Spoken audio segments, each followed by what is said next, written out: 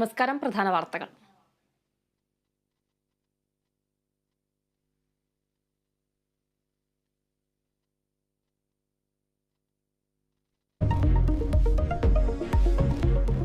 Electoral bond കേസിൽ കേന്ദ്ര സർക്കാരിനും SBIക്കും തിരിച്ചടി. എല്ലാ വിവരങ്ങളും വെളിപ്പെടുത്തണമെന്ന് സുപ്രീം കോടതി.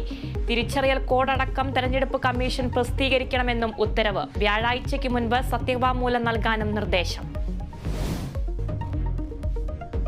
EP ജയരാജനും രാജീവ് ചന്ദ്രശേഖറും ബിസിനസ് പങ്കാളികളെന്ന ആരോപണം വിടാതെ UDF.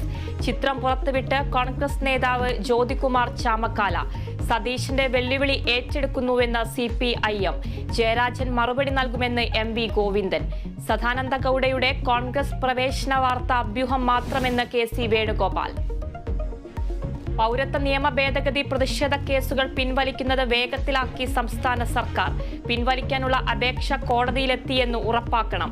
ആഭ്യന്തര സെക്രട്ടറി DGPക്ക് നിർദ്ദേശം നൽകി.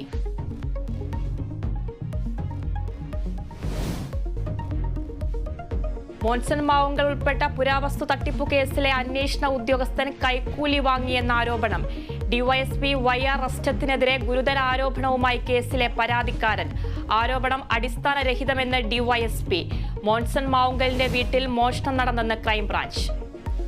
കോഴിക്കോട് മെഡിക്കൽ കോളേജിലെ മരുന്ന് പ്രതിസന്ധിയിൽ പരിഹാരം. കുടിശ്ശിക ഉടൻ നൽകുമെന്ന് ഉറപ്പ് ലഭിച്ചതായി വിതരണക്കാർ.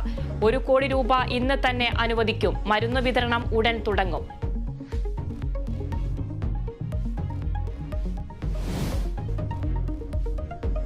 കരുവന്നൂർ ബാങ്ക് തട്ടിപ്പു കേസിൽ ED അന്വേഷണം നീളുന്നതിൽ ഹൈക്കോടതിക്ക് അതൃപ്തി. അന്വേഷണം എത്രയും വേഗം പൂർത്തിയാക്കാൻ നിർദ്ദേശം. ചില രാഷ്ട്രീയക്കാർക്കെതിരെ തെളിവുണ്ടെന്നും നോട്ടീസ് അയക്കേണ്ടതുണ്ടെന്നും ED.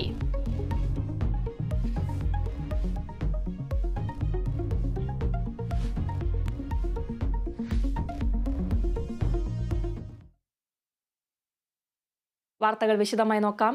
ഇലക്ട്രൽ ബോണ്ട് കേസിൽ സർക്കാരിനും SBIക്കും വീണ്ടും തിരിച്ചടി. ബോണ്ടുകളുടെ തിരിച്ചറിയൽ കോഡ് നൽകാൻ SBIയോട് കോടതി ഉത്തരവിട്ടു. ുമായി ബന്ധപ്പെട്ട എല്ലാ വിവരങ്ങളും വെളിപ്പെടുത്തിയെന്ന് കാട്ടി വ്യാഴാഴ്ചയ്ക്കുള്ളിൽ സത്യവാങ്മൂലം നൽകണമെന്ന് കോടതി നിർദ്ദേശം നൽകി. SBI കൈമാറുന്ന വിവരങ്ങൾ തെരഞ്ഞെടുപ്പ് കമ്മീഷൻ പ്രസിദ്ധീകരിക്കും.